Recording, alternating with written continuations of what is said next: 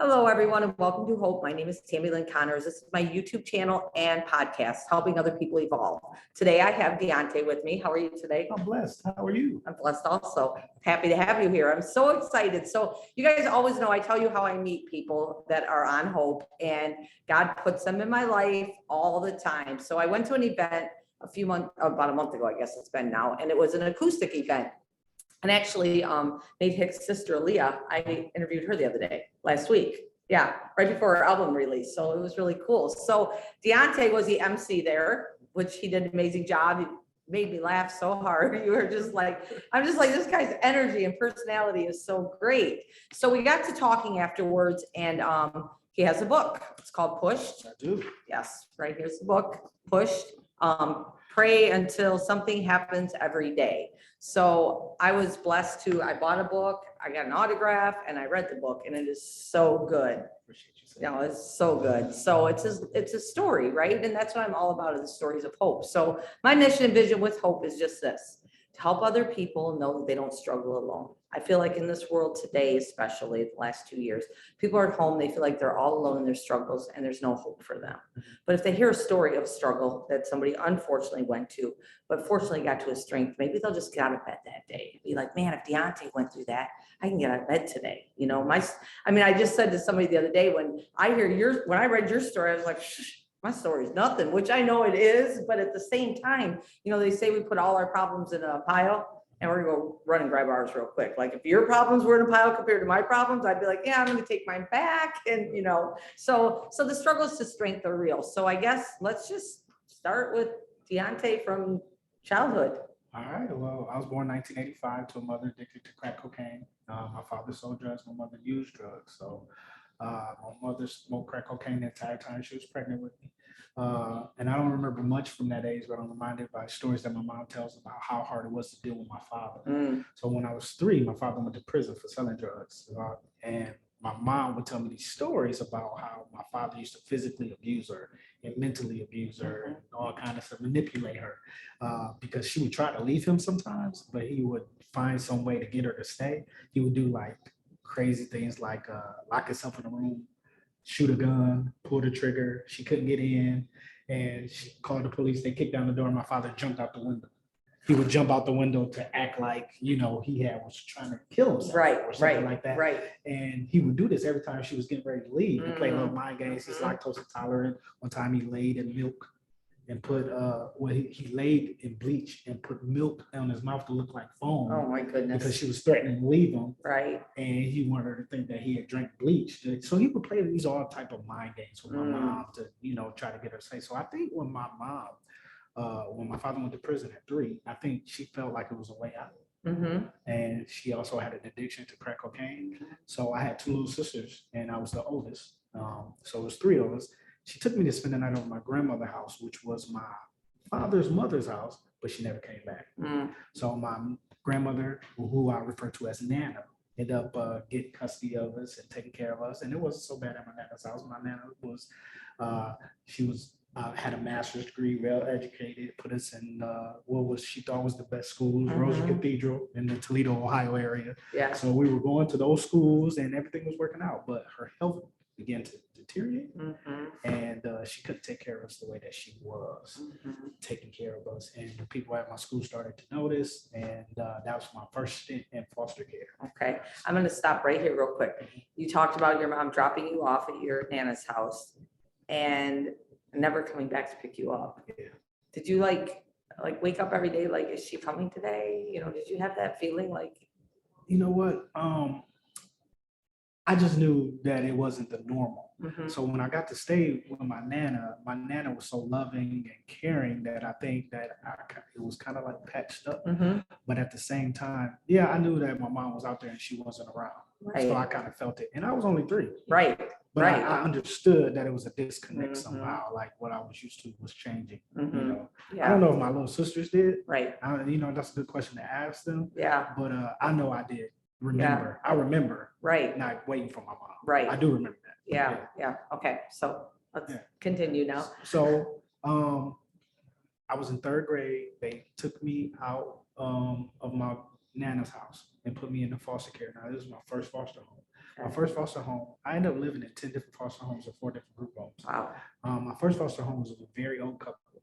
And I remember it because the reason why I remember it so much is because my sisters was taken to a foster care home together, and I was placed in a foster care home by myself. So it was one of the reasons why I advocate for foster youth now about sibling separation. But when I was in this foster home, I didn't speak because I didn't want to be there. And I basically locked myself, not literally, but figuratively in the room. The only thing was in there was a clock radio, and it wasn't even my preference of music. I used to listen to I songs read like that. I'm a Barbie girl and in a Barbie world and all kind of stuff like I would listen to, but I learned all the songs. So Yeah. that was like the start of my versatile Right. music life. But I would lock myself in that room, and then I stayed there for a few months. CSB knew I wasn't speaking. They decided to put me in a home with more kids so I could interact. And I ended up staying with a woman that I loved. Her name was, we called her Big Mama. And we were staying with her. And she was like my first real mother figure that I could remember. She showed me a lot of love, a lot of attention, gave me everything that I felt like I needed. And I got to interact with the other boys. So everything was okay. It was fun. It was nice. I was riding bikes, going to the park, playing basketball. But Big Mama ended up passing away while I was staying there. But it was a bittersweet moment for me because my mom, I found out she had got clean. Okay. And she was trying to regain custody of me and my 2 sisters, which Okay. I thought nobody wants to desire to be a foster kid. So I thought it was like a good thing. Right. You know, so I was kind of, you know, even though I was sad that Big Mama passed, I was happy that my mom had got clean and we were going to be this family again. So that's what happened. My mom got custody of me and my 2 little sisters. We were going to be this family again. My mom had a boyfriend and we were going to start it up, and everything was good for about the first 6 months. But then my mom boyfriend suffered from PTSD. He was a military guy. He was actually 25 years older than my mom. Okay. He was working on the railroad, had a lot of issues, mental health issues going on. And I remember just one day washing the dishes, doing my chore, because you know, when you go get custody of your kids, you got to go to like these foster care classes and all this stuff, parenting classes to get, you know, stuff like that. So we had like chores on the refrigerator that we needed to do and all this stuff that kind of like set routines. And I was like, remember my routine today is I do the dishes, I'm washing the dishes. He just picked me up and slammed out of nowhere.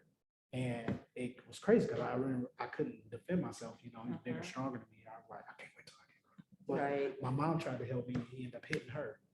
And I knew that she couldn't help me. I felt like she couldn't help me in that moment. And that's when I started seeing stuff change. My mom's boyfriend ended up eventually going back to crack cocaine. My mom ended up relapsing, going back to crack cocaine. He started molesting my sister. And then my mom, he actually became my mom's pimp. So he started prostituting my mother and then also prostituting my little sister. My mom and my sister worked together. I used to fight every day in junior high school because most of the drug dealers in my neighborhood were kids that went to my school. And my sister had picked up an addiction. My mom was already addicted. So I would hear every day what my mom and my sister did for drugs. And growing up, nobody could talk about nobody's mom. What happens in your house stays in your house. So there was always fights going on. I was kicked out of multiple schools. You know, if you're talking crazy about my mom or making jokes about me cracking on, I'm in a fight with you, then I'm in a fight with the next guy and the next guy. But I read that in your book. I was like, man, talk about fighting. My goodness. All the time, like almost like a survival tactic. And then, but that's how the coping mechanism of being silly came out. So I knew that, you know, I kept getting kicked out of school, but I enjoyed being in school because of the meals and, you know, just having somewhere to go and stuff like that. So I was like, well, you gotta kind of like tone it down, quit fighting and trying to figure out how to navigate through this, you know, school system so you could stay in school. So I started the class clowning. So that's how I would cope. And then I would try to be everybody's friend, because if I made you laugh, you'd be my friend. So you wouldn't talk about my sister and my mom and stuff of that nature. So that's pretty much what I did. I was just class clown. It wasn't, but I had caring adults that were in place that helped me navigate that. A foster dad, I had a teacher that basically, I remember one thing that stood out to me, one of my teachers did. My 9th grade science teacher, she was like, look, you're going to stop clowning in class because you're disrupting everybody from learning.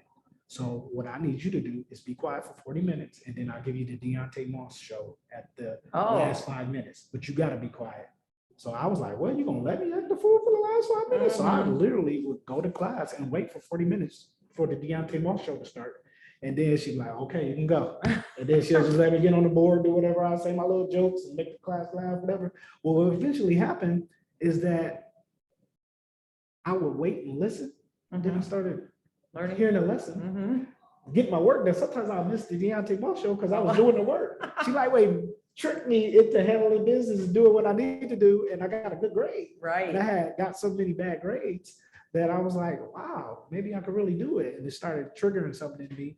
But then I also gave my life to God, which was another thing. I had a foster dad that loved God, and I loved the relationship that he had with God, and I wanted it for myself. So my faith took me to another direction, and then I was ended up giving my life to God, and then I felt like that's when the dramatic change started. You know, I learned about forgiveness, all this other type of things, and my mom ended up going to prison for the prostitution. My sister was missing. She was down in Arkansas in a sex trafficking ring, and all this stuff was going on and happening in my life. But God was really my stability during that time. And because of my faith, you know, I was able to forgive my parents. We have an excellent relationship now, which is something that I adore now. But I think one of the biggest turning points in my life was when I was able to have a conversation with my biological father. Now, I only see him maybe like 5 times when I was 21 years old. Okay. And one time I seen him at a corner store when I was a kid, and he didn't recognize me. And I recognized him, he didn't recognize me, and I almost died that day because I'm like, how you don't know me? And I'm Right. son. Right. So I reckon I'm like, hey, aren't you? You know, he like, hey, yeah, what's up, kid? You know, yeah. I'm like, wow, you don't remember who I am, but I ended up visiting my nana, and he was staying with her, and I think he put 2 and 2 together, like, that's my son. And I was upset, hurt. Right. So I'm like, you ain't my dad. And, you know, violence came out. We get down to an argument, you know, get into a fist fight. I felt like he held me to a second till I was about to die. That's what I read that in your book. I was like, oh my goodness. Yeah, and it was like a tough situation. I wouldn't see him for years after that, ironically, again at another corner store where he looked like, you know, he's standing outside the store. I go in the store, I come out, he looks me dead in my eyes, and he just started crying. And he started telling me all the things that he heard that I did in my life. I didn't know he's keeping tabs on me. I didn't even know that, you know, he cared. Yeah. Because we weren't really, you know, in cahoots with each other. Right. But at this time, you know, I had really been into my walk with Christ. And I invited him to church with me. He came to church with me multiple times, but one time in particular, the service was high. We were in church, praise and worship, and he came out, and these words, like, I feel like changed my life. He asked me to teach him how to be a man. This is my biological father. He said, teach me how to be a man. I said, what do you mean? He said, all my life I had issues, I had problems, I had stuff I didn't know how to deal with, I didn't know how to cope. He said, that's why I went to jail, that's why I sold drugs, that's why I was in prison, you know, my life is, he said, but you had so much trauma in your life and you still were able to handle business and be who you're supposed to be. He said, that's a real man, and I want to serve the God you want to serve. He said, teach me how to be a man. I knew my life changed that day because I used to always think that, you know, I felt like nobody wanted me, nobody cared.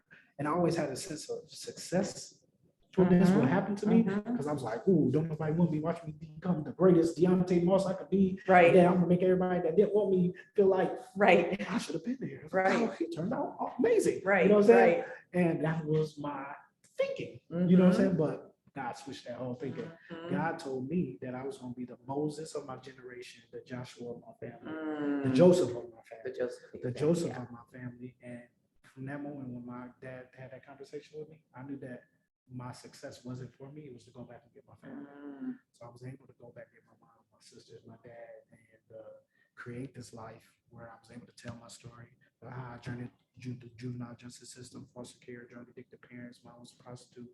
But faith got me through my journey, and now I'm Dr. Deonte Moss. Yeah. So, you know, God prevails, God is real, and prayer works. Yeah, it does. It does. And when you just said something, was it? Oh, because you got arrested at a really young age too. Oh, when I was, let me tell you exactly what grade it was. 6th grade.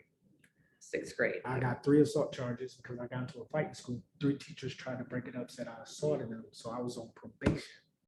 Yeah. In 6th grade, and I was putting, at the time it was called SBH classes, severe behavior handicap, but they changed the name because you know, now it's called ED, emotionally disturbed. So I was in special classes where I had to sit and earn my way out. I eventually earned my way out when I got to high school because of all the fighting and all that stuff. But I ended up earning my way out, going on the high school. It took me 5 years to graduate high school. I graduated high school with 0.7 GPA because I fought so much, got in so much trouble that, you know, it's better to get your, I always advocate this for kids. it's better to get good grades early because then you have less, you know, but I if you have agree. bad grades and then you try to get them at the end, Oh, it's yeah. way harder It's to hard. come out. It's hard. And I had a 0.7 GPA when I graduated high school. It took me 5 years. And the reason why I remember this is because I know the valedictorian had 4.7. And I was Right. like, whoa, this dude got a whole 4.0 more than me? Like, you Right, know, it was right. crazy. Like, so I always remember that. But now God paved the way and now I'm Dr. Moss. So, you know what I'm Right, saying? So right. I'm glad degrees don't have GPAs or dates, you know what I'm saying? So it ended up working out. Yeah, and that's the thing, you know, I listened to your story, I read your story, and I always think of, there's so many people out there that unfortunately stay in the victim mentality. Like you know, you could have, I mean, easily, the story that you told, you know, felt sorry for yourself, you know, and people out there being like, yeah, he's like that because what he went through, you know, and to when God comes into our life and intervenes like that, it's simply amazing the things that'll happen. You know, when you talked about getting your family back, you know, your mom's still in recovery. She's clean. She's been clean over a decade. Yeah. See, I just left her today. She just gave me like 3 tons of cases of water. I'm on this water thing right now. But she's blessed. She's like such a special part of my heart. I used to have an empty place in my heart, right. for my mom not being there, or my father not being there. Mhm. And I used to, you know, kind of walk around and carry that. But I think God put people in place Mhm. in me to kind of fill that void, but Mhm. it couldn't fill the, you know, the void The of void, not having your right. biological parents there. Right. But they feel I had a dad, a foster Right. dad that loved me like a son. Mm. So I enjoyed that relationship. But the fact that God would spin the block and I still have a great relationship with my biological father and my mother, Yeah. I would have never, because when my mom went to prison, she blamed us. She said it was Mm. our fault. What happens in our house, stay in our house, we want nobody supposed to know our business, all kind of stuff. But she was addicted to drugs. But God told me to forgive her. And when I forgave her, you know what I'm saying? At first, everybody was like, you know, my mom was wrong.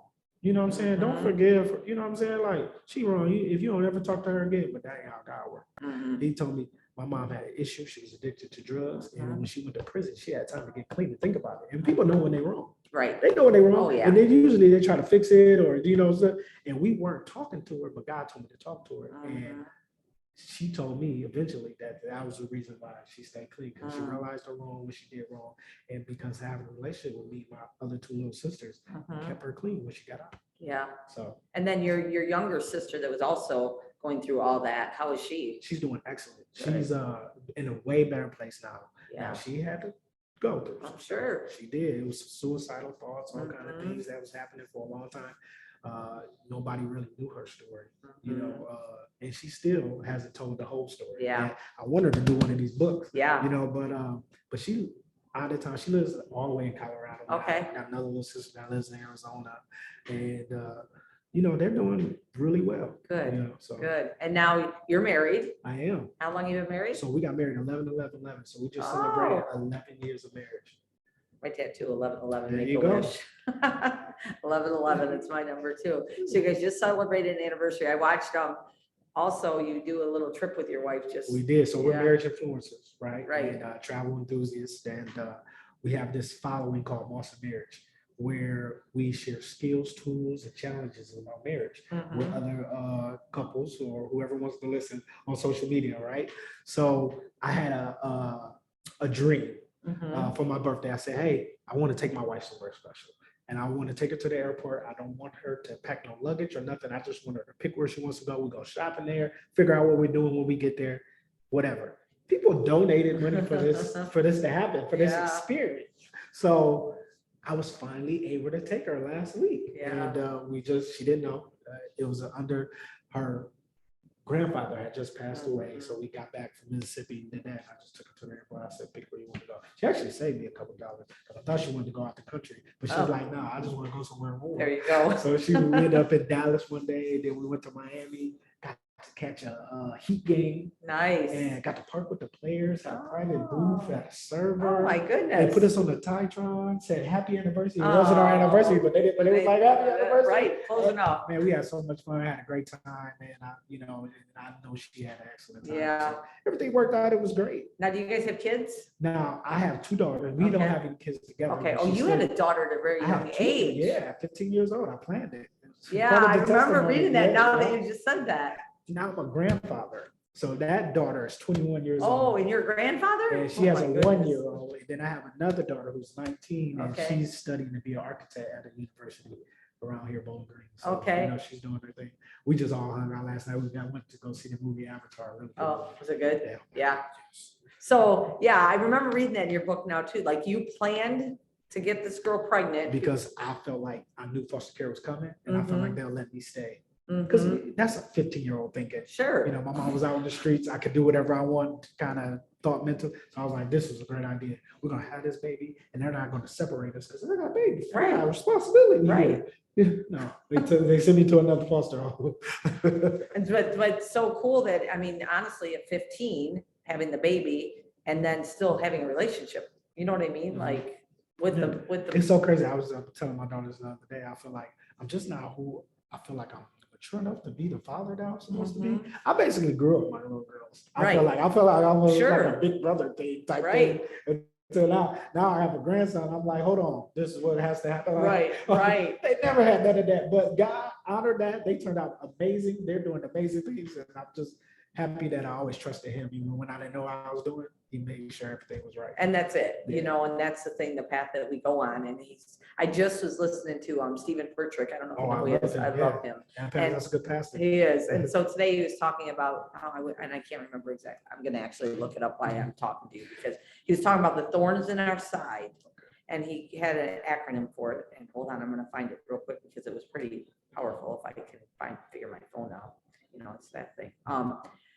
Thorn: temptation, hardship, opposition, rejection, and need.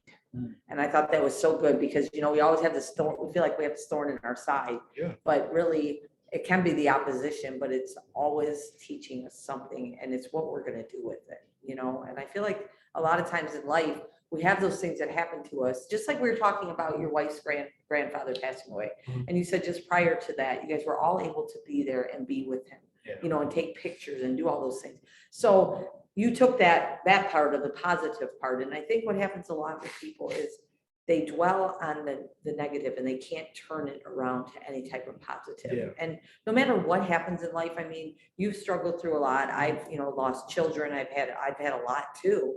But I've always been able to just somehow turn it in. Well, now I have, once I found God, you know, but turn it around to something it's a brightness. You know, I can't live my life in darkness. And unfortunately, so many people do. And that's where I'm a big advocate. I told you about mental health. I just really think that it's very important. And what you do, you have so many different things that you're doing with your marriage thing.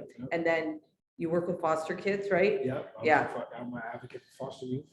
Foster youth, and they advocate for them to be together as a family, correct? Yes. I have a girl that I work with, Miss Tina, and she has, I want to say 3 kids, maybe 4, but they're all brother and sister, and she adopted them. Like, I wasn't going to tear this family apart. And I think that's really important too. And I'm sure that you realize that with your sisters, like, there you go, and then there goes your sisters, and you're like, that's got to be hard. And I eventually became a foster parent, so I will make sure that I will keep sibling groups together when they will stay with us as well. Nice. So, nice. Now you work with the youth in the YMCA too? Do you still do that? I don't. No. So, they funded some programs that I had. So I would be inside. I've been an educator for 18 years.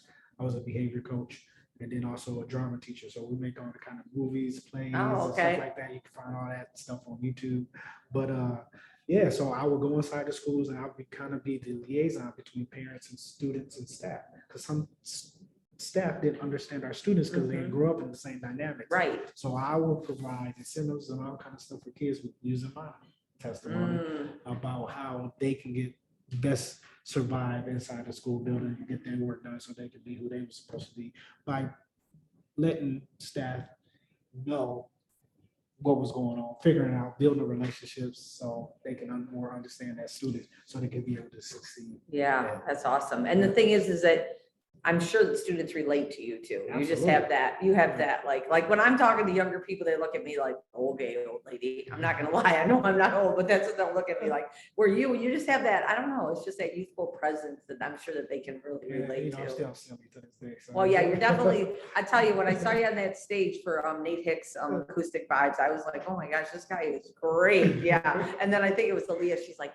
you gotta follow him on TikTok because he's the best. Because you do things like in the city where you're like, man. The spraying. TikTok is going crazy. Yeah, like you're 100 doing, million views oh my across goodness. social media platforms. I created this character called the Nosy Neighbor. Yes, So what I do is basically when something's safe, this guy has to be a safe. I won't do Right, videos right. that's safe. But if police are around and they're trying to figure something out, I will always become that nosy neighbor in the neighborhood trying to figure out. But I do something silly right. while I'm watching them. So I'm Right. vacuuming in the middle of the street, mopping, I've seen all it. kind of stuff, popping out of trash cans, trying to see what's going on. Yeah, And people love this. it's great. They go crazy. And they even started paying me to make these Oh my videos. goodness. But it's it so went funny. crazy. I've been on all kind of news stations because of this. They asked me to throw the first pitch at Mud Hen game because Oh, they don't. yeah. I'm Dr. Deonte Moss, but they don't want Dr. Deonte. They want the nosy neighbor. They want the nosy Yeah, yeah. neighbor, yeah, It's like an alter ego of mine, but it's been great because yeah, I started putting my book in some of those videos, so it became like a great marketing strategy. yes, Book sales went through the roof, yeah, all kind of stuff. And Yeah. and I've always been a person on social media to share a type of inspirational, Mhm. motivational, encouraging word. yes. And I've been doing that for years. Even before social media, I used to send people text messages at 5 o'clock in the morning. I used to be hated like,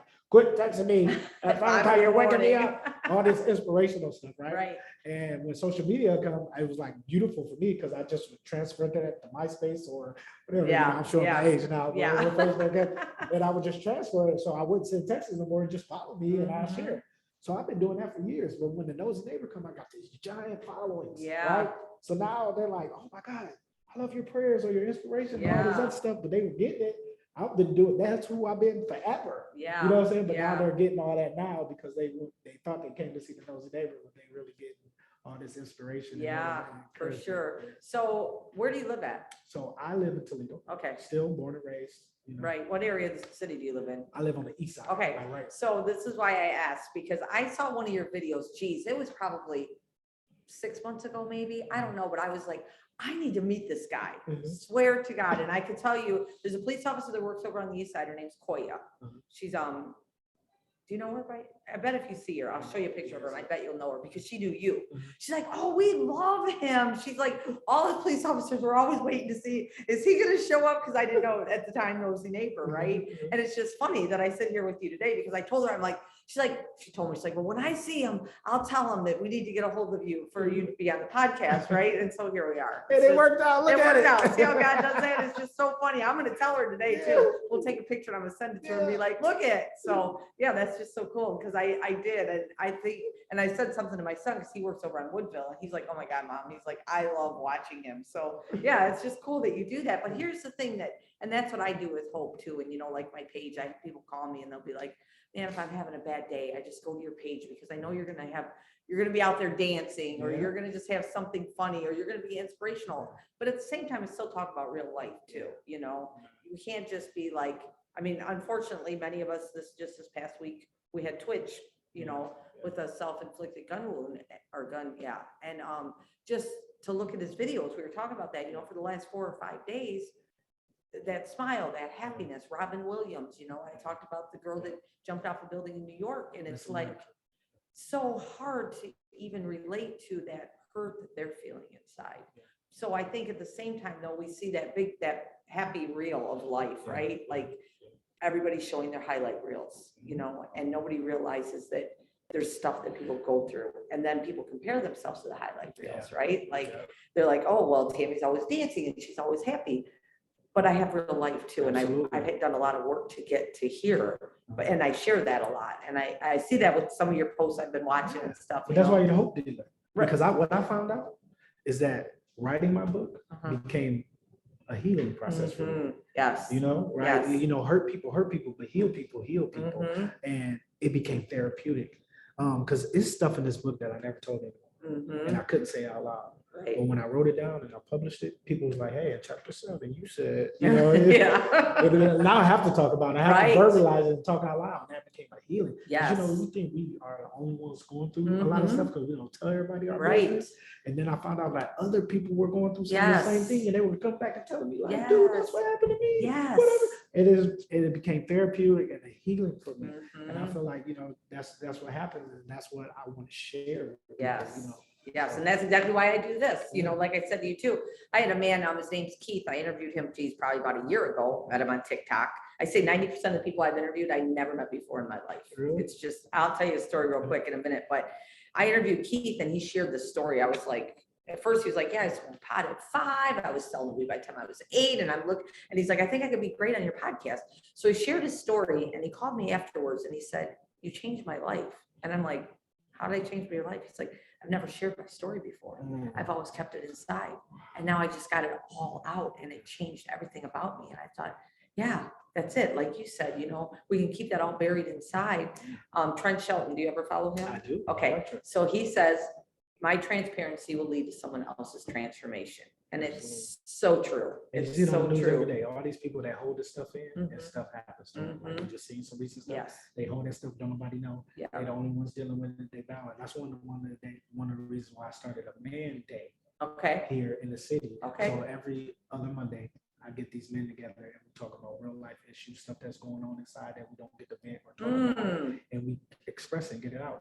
So we can have a place, because a lot of men don't have a place where they can do that. You know what I'm Right. saying? Where Women have all those places, let me tell you.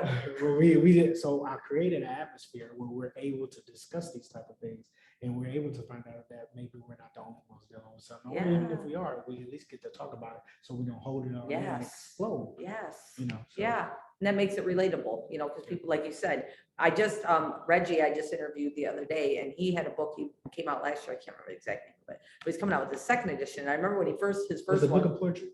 No, Oh. no, he lives in Chicago area, Okay. and I'll find out, the pursuit of something, Oh. pursuit of happiness, maybe. That might be it, but Reggie, I'm sorry if I get it wrong, I'll figure it out. But his first book was the same thing. He's like, man, I'm putting stuff in there that people don't really, I never shared, and he felt very vulnerable, but it was a healing process for him. Now he's coming out with the second book.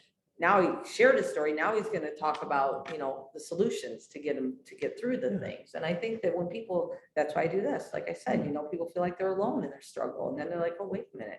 My mom was crack addict, or my dad, all that, and so I think that's really, really powerful. So, and like I said, I want to tell this story real quick. I told it because I just interviewed him just in October. I was at a reggae festival in Vegas in October, and this little boy came up dancing with me. I can't remember his name. He's the cutest little boy, dancing with me, and his mom and dad are over here, and his dad said, can I take some pictures? I was like, sure, and so then later I see him doing photography, and I was like, oh, what do you do with your pictures? He's like, well, I put it on the reggae website, and I also have my own photography. And then I told him a little bit about Hope, and he's like, yeah, he's like, I'd probably be a good story. He's like, November 1st, I've been out of prison for 10 years. He's like, my 18th birthday, the next day I was a blood. I shot and killed somebody from another gang, 17-year-old. I spent 26 years in prison, and anyways, changed his life completely around all that, but my son said, of course, Mom, he wasn't a man. The little boy's dad couldn't have been somebody that works 9 to 5. He's got to be a blood that spent time in prison. And I'm like, that's how God works with Yeah, I all think of that's like it. your ministry going on. I think God set you up for these people to Yeah. be able to come tell their story. I and think share so with you too. You're the hope dealer. I'm the hope dealer. That's what it is. Yes. So I'm just blessed to know you. I tell everybody you're stuck with me now. You and your wife have a friend forever, so I can't wait to see, like I told you about what I want to do in the city and stuff like that. And I just can't wait for that journey. And yeah, I'm excited. I know at the end of your book, hold on, I'm going to find this that I read. It was what you just said about hurt people, hurt people. Can I read this real quick? Do you mind? No problem. Hurt people, and I was hurt and felt no one loved me. No one cared. Life is not adding up, and no one should want to live like this. I would pray and just wished one person could understand what was happening in my life and understand that I was a hostage to a life I did not choose for me, and I felt helpless. But God told me to pray until something happens every day, and I did. But it wasn't until I started to grow and prayed every day where he took me where he wanted me and gave me my purpose. That is so powerful. I read that last part and I was like, man, if anything, that was powerful. And I appreciate you sharing your story with all of us. Yeah, I'm excited. It's getting ready to be a movie. Oh yeah, you told me that. Yeah, If you need any older white girl in there, I'm your girl. I'm just kidding.